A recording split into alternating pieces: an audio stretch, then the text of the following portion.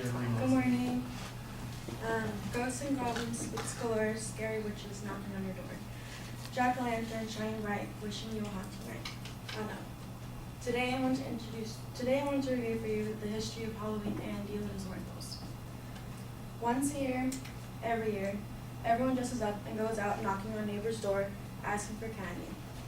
However, October 31st was not always a day for candy. Actually, it originated in the ancient Celts festival of Samhain, when people would light bonfires and wear costumes to ward off ghosts. The Celts, who lived 2,000 years ago in the area that is now Ireland, the United Kingdom, and northern France, celebrated their new year on November 1st, according to history.com. For them, this ended summer and began the harvest and the beginning of the dark season, the time of year that was associated with death and no longer growth. Once the new year came around, the Celts believed that the line between the living and the dead somehow became blurred.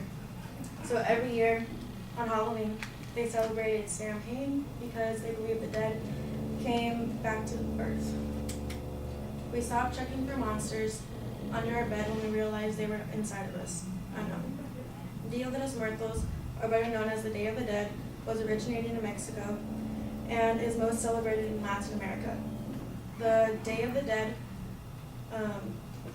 honors the dead with festivals and lively celebrations, and it is typically a Latin American custom that combines Aztec rituals with Catholicism brought by the region of Spain and the Spanish conquistadors. Dia de los Muertos is celebrated on All Saints' Day and All Souls' Day, and it's a minor holiday in the Catholic calendar. Assuming that the dead would be insulted by mourning or sadness, Dia de los Muertos celebrates the lives of the deceased with foods, drinks, parties, and activities that the dead enjoyed. So, like, if I was dead and my family would come, they'd bring, like, pictures of my family and then of me, and then, like, foods I liked, and then things I liked, and then things I was good at, and yeah. So we put up altars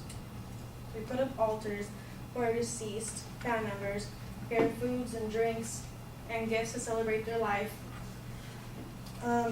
Dia de los Muertos recognizes death as a natural part of human experience, a continuum with birth, childhood, and growing up to become a contributing member of the community.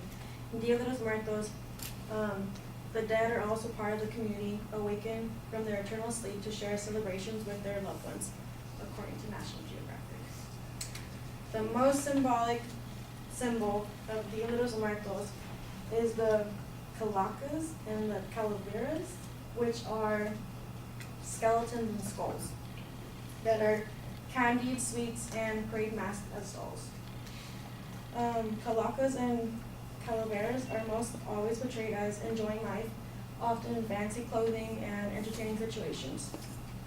On November 2nd, it is like a second Halloween. However, instead of dressing up and wearing their costumes, they wear sugar skulls on their faces to represent the deceased. Shadows of 1,000 years rise again, unseen voices whisper in the trees tonight, it's Halloween. By the 9th century, the influence of Christianity had spread into the Celtics, where it gradually blended into old Celtic thoughts. In 1000 AD, the church would make November 2nd, All Souls' Day, a day to honor the dead. It widely believed today that the church was attempting to replace the Celtic festivals of the dead with the related church surrounding holiday, according to history.com. All Souls' Day celebrated similarity to Samhain with big bonfire parades and dressing up in costumes, all saints, angels, and devils. All Saints' Day celebrates what was also known as All Hallows' Eve and All Hallows' Mass. The annual holiday Samhain in the Celtic religion started to be called All Hallows' Eve and eventually Halloween. Once Halloween came to America, it was mostly found in Ireland when different ethnic groups combined with Indian Americans, they brought a new tradition to Halloween. They first celebrated including parties and public events to celebrate the harvest, where neighbors would share stories of the dead, to tell each other's fortunes, dance, and sing. Sticky fingers, tired feet, one last house, trick or treat. Rest of the shit.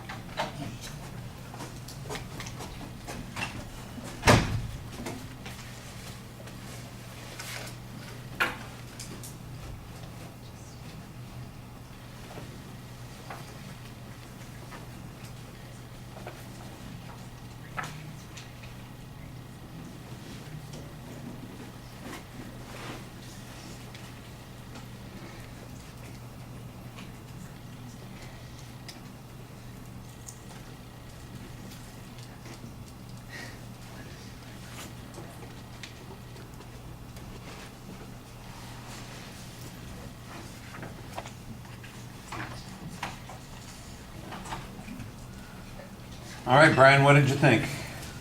So I loved the poem in the beginning as the attention grabber. I thought that was a neat touch. It was pretty clear what you were talking about. The topic was pretty relevant. The info was clear. Your sources were clearly cited, and you knew what you were talking about. I liked how any terms that you had, you defined them, and it was clear to understand what you were talking about there. Thought maybe the eye contact would be a little bit more consistent. But yeah. I like that. Okay. All right, well, I heard the poem at the beginning, but you read it without any emotion, and I think it loses its impact as an attention device if you're just kind of going through it. I think you need to kind of energize it a little bit and maybe give it some specialized inflection. We're going to be talking about that.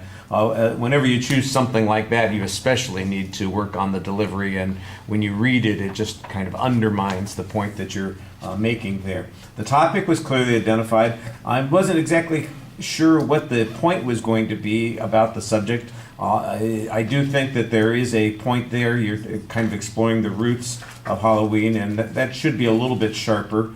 I did not detect a preview at the beginning of the speech at all, so that's a little bit problematic. I did hear source citations. You're doing okay on that, although your source citations are very generic, and you may want to look and see if there's more specific information that you can use. The other thing is that you have a tendency to give the source citation after the information has been presented. Then usually it's best if you give it the other direction. Give us the citation first and say, according to Halloween.com or according to whatever site that you're giving. Then it would be easier for us to distinguish which is the quoted material and which is you talking about that particular subject. But I thought you had good explanations there. I can kind of detect a little pattern here. It seems like it's topical, but it needed to be clearer. And I heard a signpost. It seemed like you had another little poem as a signpost between what I thought was the second and the third point of the speech. So maybe there needs to be something between the first and the second point as well that distinguishes that. The end kind of little phrase, quote, poem, whatever you want to call it, seems a little abrupt. It shows up and then we're done. And that's one of those things that I think is a delivery issue that would make that work for you better. The visuals are okay. They primarily develop interest and give us a little bit of a visualization of some concepts. They don't add a huge amount of information to the presentation, but they, I think, usually keep us engaged, and they are presented at appropriate times. Like I said, there's usually not a lot to talk about in them, although there were a couple of spots, for example, when you were talking about and I screwed it up earlier, so I'm not going to, the holiday that we're about to have the day after Halloween, you had some visuals that I thought went along with the kind of the offerings or the choices of images that people have. It sounds like it's 2 days instead of just one, so now we've got the whole week covered, like we were talking about. We got Halloween Eve, and then we got Halloween, and then we got our Dios Day, and then we got the day after Dios Day. I'm not even sure why we're here this week. Yeah. Okay, thank you.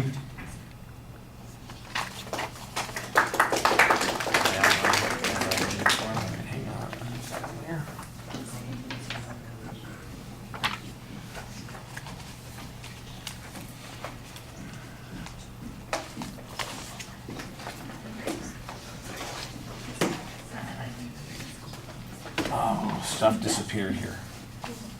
Where did it go? It's right there.